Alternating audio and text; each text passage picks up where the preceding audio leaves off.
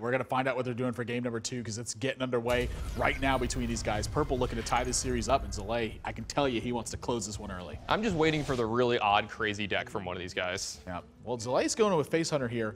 You know, he's played a lot of Hunter this season, but typically he's been fighting more of a tempo battle. Yeah, and Purple, he has the nightmare for the Hunter decks. He's got Innervate, Keeper of the Grove. Yeah, this is always a big talking point for this deck. If you're able to keep the early pressure under check, the game can just be so easy for you the entire way. Speaking of easy, he's got 2 Innervates now.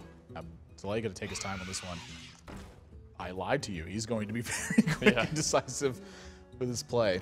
Oh yeah, he's played this one enough. He knows how to play this one a little faster. Yeah, well, I can tell you Purple's played this spot enough too. He knows that turn 3 Ancient of Lore is a pretty darn good play. Look at Zalae's face here. Yep. Yeah, that's a lot of mana. I think Zalae's sweating Dr. Boom is what he's sweating. I think he's pretty darn relieved to see Ancient of Lore instead of Dr. Boom. It just gives him the well played. I love it. Oh, Harrison Jones picked up as well. You know, it could be pretty good in this match. Zalae's got to be wondering exactly what the right play is here. You just Arcane Golem and trade. Here's your Wild Growth. No, he does not want to give him a Wild Growth right now and kill his whole board in the process. Yeah, I'm just going to have to settle with Freezing Trap and Leper Gnome.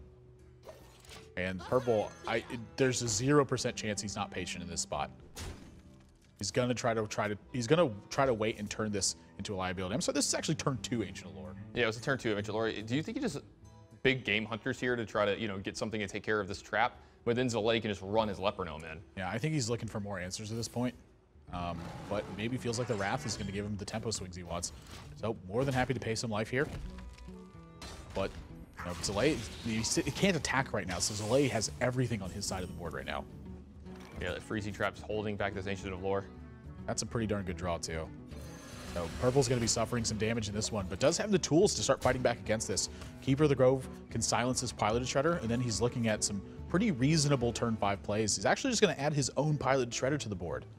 Yeah, I thought maybe he would Keeper of the Grove here. Not only to silence, but if it's the minion that gets picked up by the Freezing Trap, you're not, you know, super mad about that one. I'm also looking at this turn and wondering exactly how much life he can afford to pay, because with the Force of Nature in his hand, he may just be looking to actually pop the trap with the Force of Nature and then try to clear out the board afterwards. You know, does that give him enough life to actually stabilize, though? With his current hand, probably not. Zalae's hand is very angry. It's pretty darn angry. It's about as angry as you can get. Well, it matters if he develops a Glaive Zuka this turn as well. If a Glaive Zuka comes off the turn, Purple will be happy to, you know, add a 5/4 to his board and draw an extra card. Zalae really taking his time with this one. This is a tough turn. Because honestly, I see some trades happening here, but at the same time, do you have enough damage to start pushing, given that you have the Freezing Trap for tempo? The other thing is, Zalae is probably thinking about Harrison Jones this turn as well. So, you know, that's why he's hesitant to just slam this Glaive Zuka here.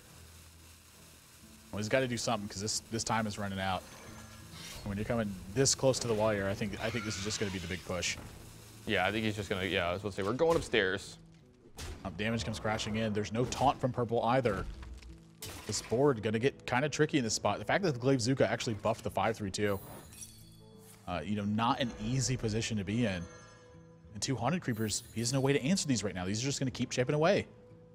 Yeah, you know, he may even play Lotheb here instead of Harrison Jones, just to, you know, make sure that, you know, no kill command shenanigans happened. Yeah, these Shredder drops actually pretty darn important.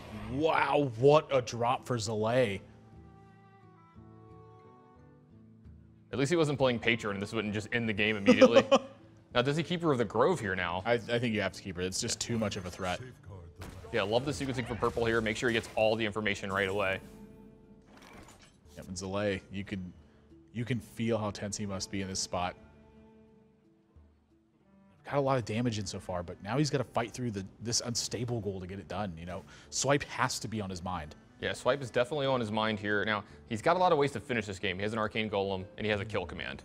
But he has to keep a Beast in play to make sure he gets more damage. You know, when do you fit in this Knife Juggler? And you have to start fitting in hero powers as well. So he has to navigate perfectly from here on out. Swipe is really the big thought on his mind right now. If he trades in with a Haunted Creeper here, then runs over this unstable ghoul with the Glaive Zuka, it's going to put him in a spot where Purple can just pop the other Haunted Creeper and then swipe it afterwards. Now, he doesn't know that Purple doesn't have Swipe, but when your opponent's drawn 2 extra cards this early, it has to be something that you respect.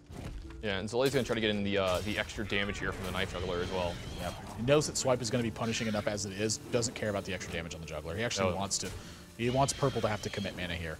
Yeah, he's just trying to get as much extra damage here as possible, and make his board. What juggles? It gets rid of both his beast here as well. Yep, so down to 13. Purple, this is be a miracle swipe draw. He could still get another. He could cycle Wrath here, I'll say, and still draw a swipe as well. That's exactly what he's going to do.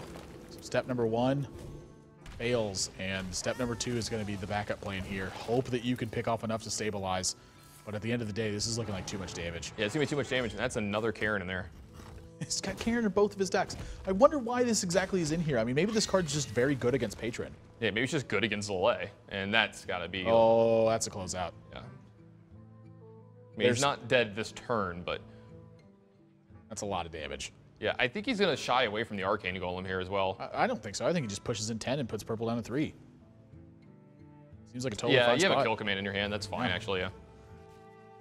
You know, what can he do with 9 mana? Yeah, he's not dealing 29. Well, he can't Ancient of Lore next turn as well because he knows that it's 9 now since he got Freezing Trapped and he's going to 8, and then both the Innervates are gone, so. Well, he'll go, even if he heals for 5, that leaves 7 damage on the board, so he's checked it every single step of the way.